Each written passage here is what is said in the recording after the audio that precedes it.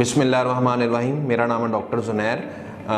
अक्सर लोग सवाल करते हैं कि हमारे जो हेयर ट्रांसप्लांट आपने बाल किए हैं वो करली आए हैं।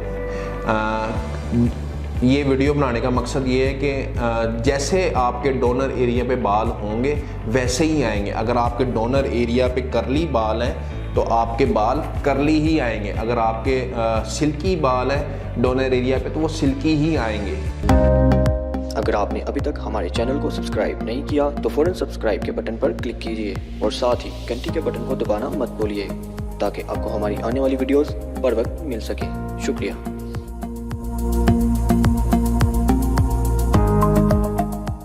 तो ये डिपेंड करता है आपके डोनर एरिया पे। अगर डोनर एरिया पे आपके करली बाल हैं तो फिर वो करली ही आने हैं, वो स्ट्रेट नहीं हो सकते। हाँ, उसको आप अक्सर दूसरे लोग ये भी सवाल करते हैं कि हम अपने बालों को स्ट्रेट कर सकते हैं। जी आप बिल्कुल ये अपने बालों को स्ट्रेट कर सकते हैं, लेकिन ज़्यादा स्ट्रेटनिंग नहीं करवानी चाहिए, क्योंकि बाल स्ट्रेटनिंग जब आप करवाते हैं तो बालों की जो एक्सटर्नल लेयर होती है वो केराटिन की बनी होती है।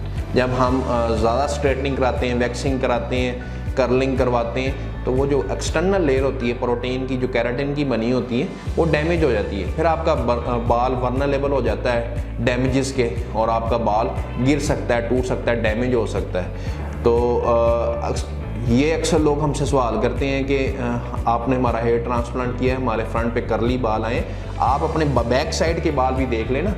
अगर आपके बैक साइड के करली हैं तो फ्रंट पे भी करली ही आएंगे, तो कर्ल्स होंगे उसमें। अगर आपके बाल पीछे सिल्की हैं और स्ट्रेट हैं तो आपके फ्रंट पे भी स्ट्रेट आएंगे। तो ये आप खुद जज कर सकते हैं कि मेरे बाल कैसे आने। तो इसमें कोई डॉक्टर्स का फॉल्ट नहीं होता कि आपके बाल पीछे स्ट्रेट है और आगे करली हो गए।